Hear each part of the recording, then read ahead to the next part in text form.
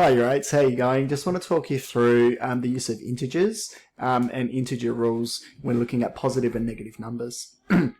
So integers is another word to just talk about whole numbers, and those numbers can be positive or they can be negative. Negative integers are used in the real world. For temperatures below zero, such as the freezing point of water on the Celsius scale. In banking or budgeting, when more money is spent than saved. To describe variations in height, so underground floors in a building or distances below sea level.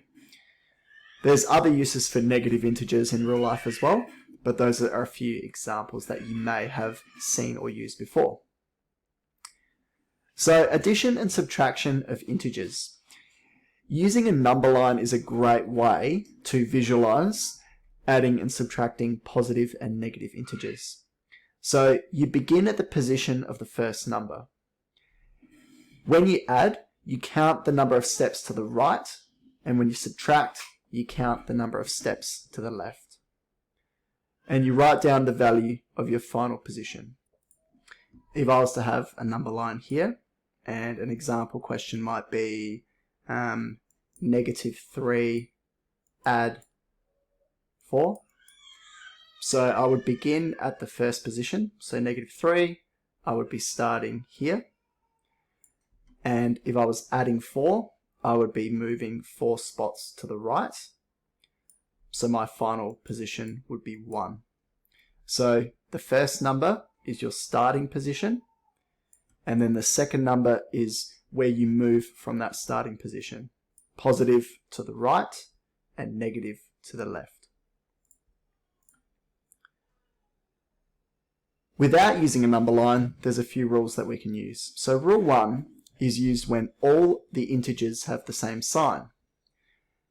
Add all of the values together and keep the sign in the answer. So examples, if you have all addition, 9 plus 3 plus 6, the signs are the same. We've got all positives. So we can add the numbers. 9 plus 3 is 12, plus 6 is 18, so the answer is 18. Similar here, 17 plus 7 is 24, plus 5 is 29, plus 13. Now when I'm doing that in my head, 29 plus 13, it's interesting how many different ways you can, I guess, work this out in your head. What I'm doing is I'm doing 9 plus 3 equals 12. And then I'm doing 20 plus 10 equals 30. And then I'm doing 12 plus 30 equals 42. So that's, I guess, my thought process going through my head when I'm doing that, and you end up with 42. Now here we've got negative numbers. But let's not worry about subtracting. Let's focus on addition. All of the signs are the same. They're all negative. So I'm going to do 9 plus 3, which is 12, plus 6, which is 18, and have my answer as 18, and then include the sign, negative. 17 plus 7 plus 5 plus 13 is 42.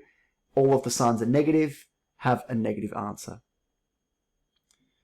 Rule number 2 is used when two integers have different signs.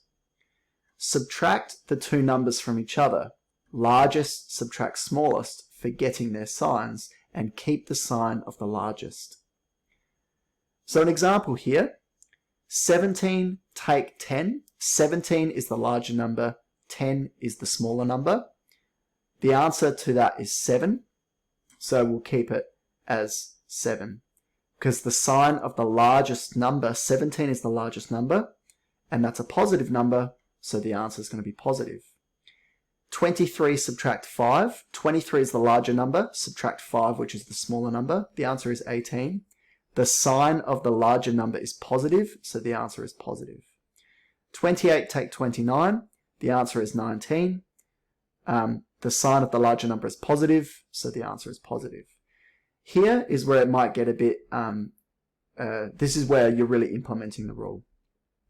So I'm not worrying about the signs. I can just see that the signs are different, a negative and a positive. So I'm going to do 17 subtract 10, the larger number subtract the smaller number. The answer is 7. The sign of the larger number is negative, so the answer is going to be negative. 23 and 5, different signs, so we can use rule 2.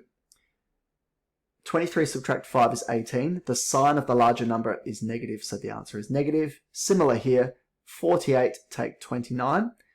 Signs are different, so therefore the sign of the answer is going to be the sign of the bigger number. 48, that's negative, so the answer is negative. The last rule, rule number 3, when there are more than 2 integers with different signs. Rearrange the integers to group similar signs together with the positive values written first. Then you apply rule 1 for the positive values and repeat for the negative values. You apply rule 2 to the remaining 2 values and write down your answer. So essentially what we're doing is one extra step, and then you go back and do the previous steps that we've gone through. So an example here, we've got positive number, subtract 6, so a negative, and then plus 8. So we've got negatives and positives here. So we're going to rearrange the positive numbers first. So 11 and 8 are going to go first. So I'm going to do 11 plus 8. And then 6, or take 6, is going to go at the end to be negative 6. So I've just rearranged the numbers. So the positives are on the left, the negatives are on the right. You apply rule 1 to add the positive values. So rule 1 was when integers have the same sign, you add them together and keep the sign in the answer. Because they're always going to be positive, because we put the positive values to the left, you just need to add them up. So we end up with 19. And then 19 take 6 is going to be 13. So you can see the step-by-step process that you'll do there. This one, we've got negative 15, positive 14, negative 9. You see that I'm always grouping the sign with the number directly after it. So we're going to rearrange. So the positive is first, so 14 is first, and then the negative 15, and then the negative 9. What we're then going to do is use rule 1, where the signs are the same, so 2 negatives, and we're going to add those two. So 15 plus 9 is 24, and the sign is negative, so we're going to include the negative sign. And then 14 subtract 24 is going to be negative 10.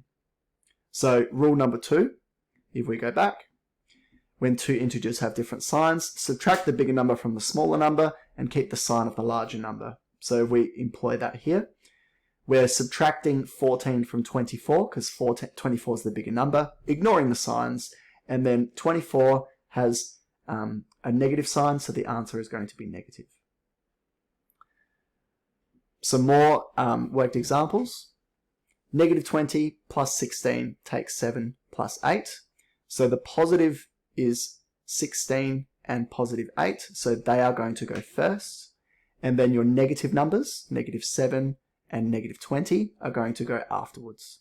It doesn't matter which order you do them, as long as the positives are on the left and the negatives are on the right. Add the positive numbers. 16 plus 8 is 24. And you do the same with the negative numbers. The signs are the same. So we do 7 plus 20 and then include the sign which is negative. Then, now that you've got 2 numbers with a different sign, a positive and a negative, we subtract the smaller number from the bigger number. So 27 take 24. The bigger number 27 has a negative, so the answer is going to be negative. Over here, 31 positive, negative 16, negative, plus 14 take 9. So we have the 31 and the 14 at the front, and we have negative 16, negative 9 afterwards. Add the positive numbers to get 45.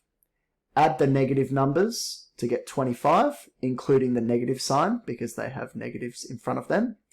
And then subtract 25 from 45, which is 20, and include the sign of the bigger number. The bigger number is positive, so the answer is going to be positive. Last example, I won't go through this one, but we can see just the same concept, but just more numbers added. Okay, group the positives, group the negatives, combine the positives to one answer, combine the negatives to one answer, and then combine to one answer as well.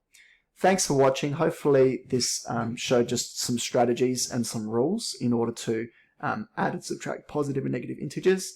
Good luck with your work in order to try to utilize these concepts. Thanks.